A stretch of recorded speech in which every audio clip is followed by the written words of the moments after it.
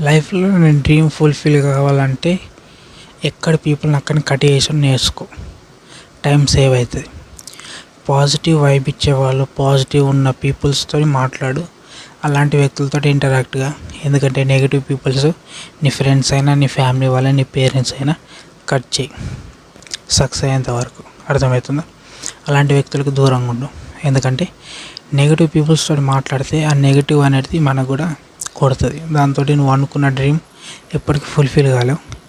ఎప్పటికప్పుడు ఫ్రెండ్స్నైనా, రిలేటివ్స్ అయినా, ఎవరినైనా నెగిటివ్గా మాట్లాడే వాళ్ళని కట్టేయి. అర్థమవుతుందా? సో ఎప్పుడు పాజిటివ్ వైబులు ఉండు. నీ రూమ్ని పాజిటివ్గా ఆ విధంగా తయారు చేసుకో. ఎందుకంటే బయట పబ్లిక్ని మార్చలేవు కాబట్టి. ఎందుకంటే ప్రతి ఒక్కడు ఇంకొకరిని ఎరిపోకో లెక్కని చూస్తారు. ప్రతి ఒక్కడు అన్నీ నాకే తెలుసు అనుకుంటాడు, ఇంకొకడికి ఏం తెలియదు అనుకుంటాడు. సో నువ్వు సక్సెస్ అయ్యేంత వరకు నేను ప్రతి ఒక్కడు ఎరిపోకు లెక్క చూస్తాడు. అండ్ నీకు నాలెడ్జ్ లేదని చూస్తాడు. నువ్వు అన్నీ నరుకుతావని అని అనుకుంటారు.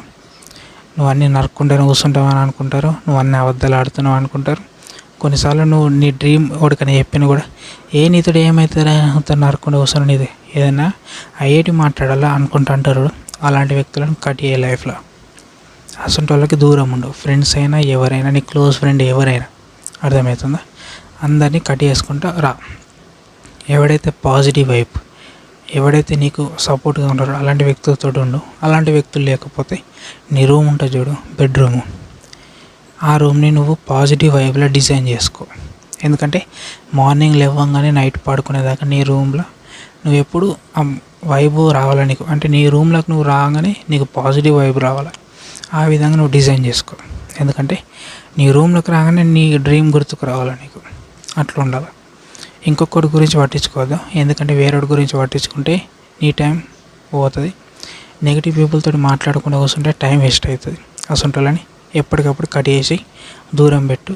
అలా నంబర్లు ఉన్నా కూడా తీసేసాయి. ఎందుకంటే వాళ్ళతో నీకు యూజ్ ఏముండదు. అర్థమవుతుందా?